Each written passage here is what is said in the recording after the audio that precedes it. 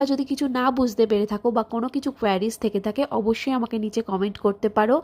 অবশ্যই করে কমেন্ট করো, এবং ভিডিওটা যদি ভালো লাগে তাহলে সবার সাথে শেয়ার করো, সাবস্ক্রাইব করে দাও যদি আমার চ্যানেলে নতুন হয়ে থাকো। চলো এরপর রাস্তাগুলো তোমরাই দেখতে থাকো যে কতটা সুন্দর আর কতটা মনোরম। আর এখানে মোটামুটি সবাই তখন ক্লান্ত হয়ে গেছে, কারণ এক টানা সবাই গাড়িতে বসে আছি সেই 3:30 থেকে এখন প্রায় 7:30 বাজছে। এক টানা গাড়িতে বসে থাকার জন্য পাও ব্যথা করছে, কিন্তু সবাই একটা আনন্দে রয়েছি যে কতক্ষণে গিয়ে পৌঁছাবো, এবং আমাদের সেদিনকেই পৌঁছে রেস্ট না নিয়েই পুজো দিতে বেরোনোর কথা। যারা আমার মতো পাহাড় প্রেমী আছো তাদের জন্য 2-3 দিনের এই পাহাড়ের ট্রিপটা বেশ মজাদার লাগবে এবং সেরকমই ভালো লাগবে। সব সময় আমাদের দ্বারা হয়তো বড় বড় ট্রিপ হয়ে ওঠে না, কিন্তু ছোটোখাটো ট্রিপ বছরে করাই যায়। সেই কারণেই বন্ধুবান্ধব অথবা ফ্যামিলির সাথে এই সব ছোটোখাটো পাহাড় বা অথবা এই সমস্ত ছোটোখাটো রোড ট্রিপ করা যেতেই পারে। আমরা চলে গেছিলাম বন্ধুবান্ধবরা, তোমরা চাইলে ফ্যামিলি নিয়েও যেতে পারো।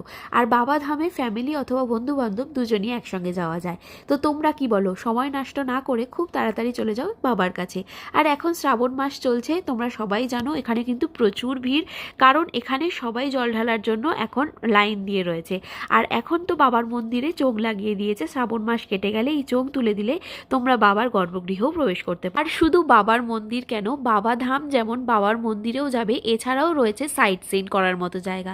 যেমন রয়েছে তোমাদের ত্রিকুট পাহাড়, পরেশনাথ, তপবন, এছাড়া তোমরা যেতে পারো বাসুকীনাথ, সেটাও একটি মন্দির। এগুলোও চাইলে তোমরা দর্শন করে নিতে পারো যদি তোমাদের হাতে সময় থেকে থাকে। আমরা তো এই 3 দিনের মধ্যেই সমস্ত জায়গাটা কভার করেছিলাম, সেগুলোও অবশ্যই তোমাদের সঙ্গে দেখাবো। এখন আমরা মোটামুটি পৌঁছে গেছি আমাদের হোটেলের দিকে, আর এখন দেখতে পাচ্ছ আমাদের অবস্থা কিন্তু খুবই খারাপ, কারণ সবাই অলরেডি ক্লান্ত যে কতক্ষণের রেস্টরুমে যাব এবং চেঞ্জ করে ফ্রেশ হয়ে আমরা আবার পুজো দিতে বেরোবো। আর রাস্তায় যতটা সুন্দর লাগছিল, রাস্তা যেন শেষই হচ্ছিল না। এরপর আমরা হোটেলস খুঁজতে একটু সময় লাগে, কারণ আমরা চেয়েছিলাম মন্দিরের কাছে নেব, আর যত মন্দিরের কাছে তোমরা রেস্টুরেন্ট বা হোটেল চাইবে সেগুলোর একটু প্রাইস হাই হবেই, আর যত মন্দিরের থেকে দূরে যাবে সেখানে হয়তো একটু ভ্যারি করবে তোমাদের প্রাইসটা। কিন্তু আমরা যেহেতু একদম মন্দিরের কাছে নিয়েছি, সেই জন্য হয়তো উইথ জিএসটি আমাদের এই প্রাইসগুলো পড়েছিল। তোমরা চাইলে আমাদের আগের ভিডিও, মানে আমার চ্যানেলে আগে ভিডিও দেওয়া রয়েছে আমাদের রুমের, আমরা সেই রুমটা নিয়েছিলাম, মানে আমি আর শুভজিৎ। এছাড়া আমাদের আরও একটি রুম নেওয়া হয়েছিল যেটার প্রাইস ছিল 1300 টাকা।